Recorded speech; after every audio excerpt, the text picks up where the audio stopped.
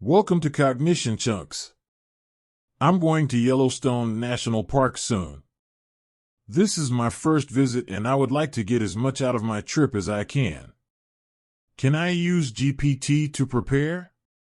This is the hike, Norris Geyser Basin at Yellowstone National Park. Overview. The Norris Geyser Basin is one of the hottest and most dynamic of Yellowstone's hydrothermal areas. It is home to some of the park's most spectacular geysers and hot springs, including Steamboat Geyser, the world's tallest active geyser. The basin is divided into two main areas, Porcelain Basin and Back Basin.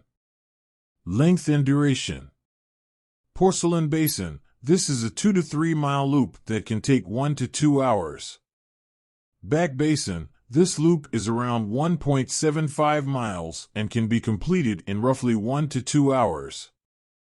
Both trails can be combined for a longer hike covering around 4 miles, typically completed in 2 to 4 hours. Trail difficulty. The hikes are considered easy to moderate, with well-defined boardwalks and trails. However, elevation changes and altitude can add some level of difficulty. Highlights. Steamboat Geyser. Although eruptions are unpredictable, witnessing one is a lifetime event. Colorful springs and pools. The area includes numerous brightly colored springs due to microbial mats. Geothermal features, boiling springs, mud pots, and fumaroles make for an engaging visit. Wildlife. While less abundant than other areas, keep an eye out for birds, elk, and the occasional bison. How to reach from the nearest hotel. The nearest accommodation is likely to be at Mammoth Hot Springs or Canyon Village. For this example, let's start from Mammoth Hot Springs. 1. Exit Mammoth Hot Springs. Depart heading southeast on Grand Loop Road, US 89/20/191/14. 2. Head south. Continue on Grand Loop Road for about 21 miles. 3. Arrival at Norris Junction. You will arrive at Norris Junction. Turn left here onto Norris Canyon Road. 4. Reach Norris Geyser Basin. Drive for about 1 mile and you will reach the Norris Geyser Basin parking lot. 5. Parking and trailhead. Park your car in the designated parking area. The trailhead for both Porcelain Basin and Back Basin starts near the Norris Geyser Basin Museum. Tips.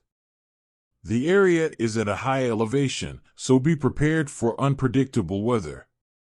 Layering is a good strategy.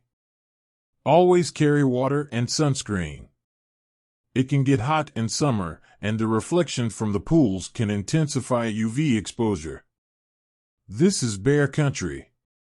Carry bear spray and know how to use it. Check trail and road conditions before embarking on the hike. This is especially important as geothermal activity can sometimes cause temporary trail closures. Conclusion.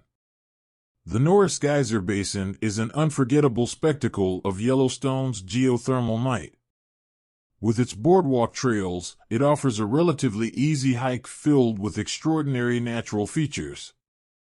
This hike is an educational and visually rewarding experience, perfect for families, casual hikers, and those interested in geology or biology.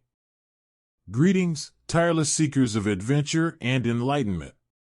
Today we've trodden the geothermally active terrain of Norris Geyser Basin in Yellowstone National Park, and the wealth of knowledge awaiting unpacking is nothing short of volcanic.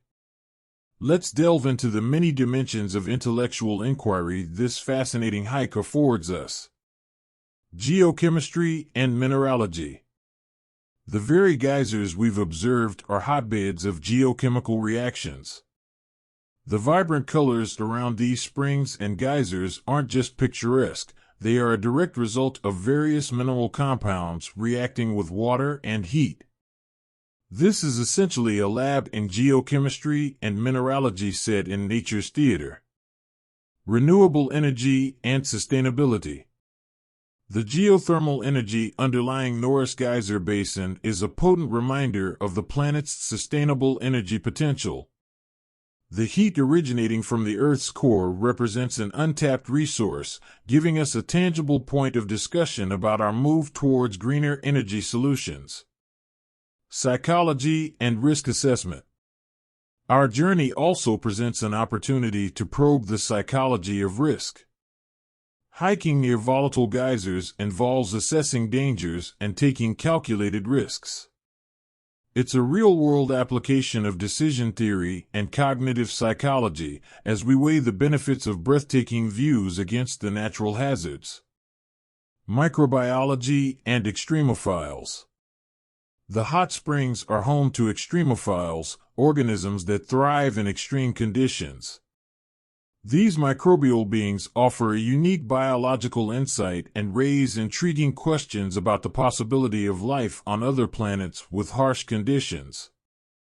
In essence, we're walking through a proxy Martian landscape. Mythology and cultural interpretations. Natural phenomena like geysers have been subjects of myths and cultural stories across civilizations. This invites us to explore the anthropological angle. How do different cultures interpret and mythologize natural wonders, and what does that say about their worldviews? Computational fluid dynamics. The eruption of a geyser can be modeled using computational fluid dynamics, which allows us to study the movement and flow of fluids under various conditions. So, not only are we enjoying the spectacle of nature, but we're also implicitly navigating a complex mathematical model. Ethics and conservation. Lastly, the hike naturally veers into an ethical discussion about conservation.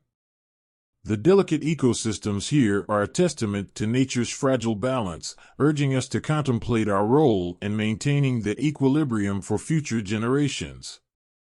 To sum it up, our exploration of Norris Geyser Basin serves as a multidisciplinary curriculum encompassing geochemistry, renewable energy, psychology, microbiology, cultural anthropology, computational mathematics, and ethics.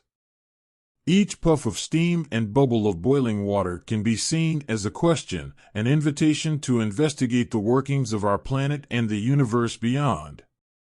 This is CognitionChunks, where each hike is a deep dive into the encyclopedia of existence. As we tie the laces for our next excursion, may your curiosity never cool, and may your thirst for knowledge remain insatiable. Farewell, intrepid scholars. Was this accurate? Did GPT just make up a bunch of stuff that does not exist or does not make sense? I'll let you know how GPT did in a few weeks.